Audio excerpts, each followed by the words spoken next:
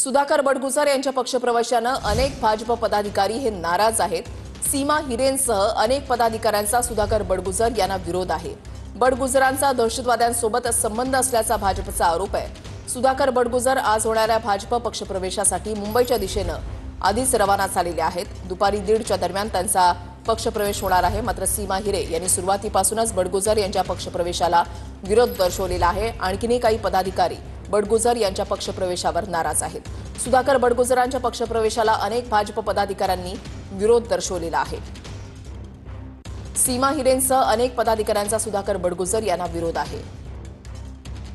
मुकेश सहाणे, राकेश दोंदे, भाग्यश्री ढोमसे, छाया देवांग, माधुरी बोलकर हे नाराज आहेत।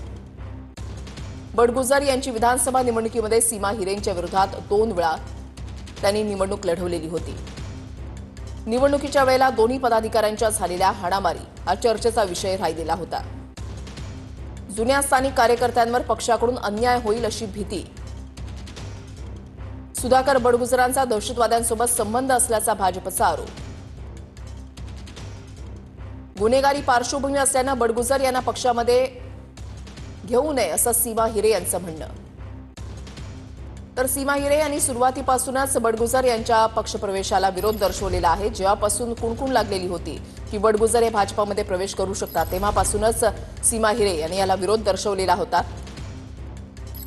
पक्षश्रेष्ठींना भेटणार असल्याचं सुद्धा त्यांच्याकडून सांगण्यात आलेलं होतं। मात्र सुधाकर बडगुजर हे आज भाजपमध्ये प्रवेश करतायत। मुंबईमध्ये हा पक्षप्रवेश होणार आहे। दुपारी 1:30ची वेळ देण्यात आलेली आहे।